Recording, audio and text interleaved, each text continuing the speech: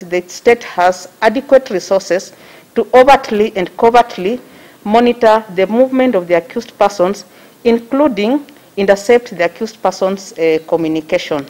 I'm therefore satisfied that the interference of witnesses will not be a compelling reason to limit the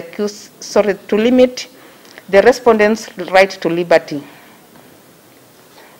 The court, as one of the criminal justice agencies, cannot operate in a vacuum without taking into account the impact of crime to national security and the economy. The court also takes judicial notice that alarming utterances like the ones made by the respondent caused a lot of damage, loss of lives during the post-election violence.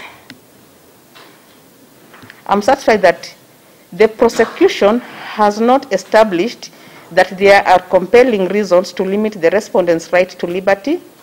The affidavit does not state that the respondent has the capacity to interfere with the government's cybercrime lab.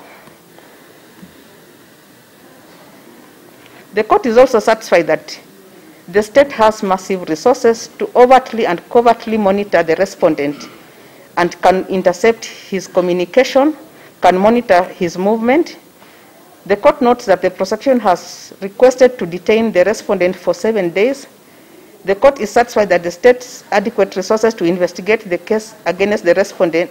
The state has adequate resources to investigate the case against the respondent without limiting his right to liberty. The court also notes that prolonged pre-charge detention can result to arbitrary detention and is incompatible with the constitutionally guaranteed presumption of innocence.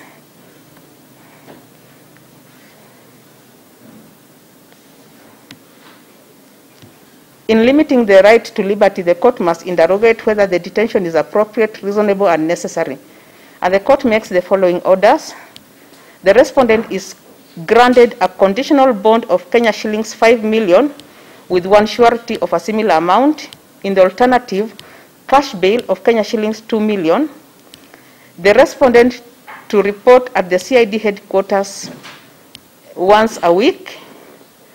The respondent's free speech rights are limited, that he should not make any comments on the case under investigations, he should not conduct any witnesses, and he should not intimidate any of the witnesses, whether potential or imagined. The respondent should not conduct any of the witnesses,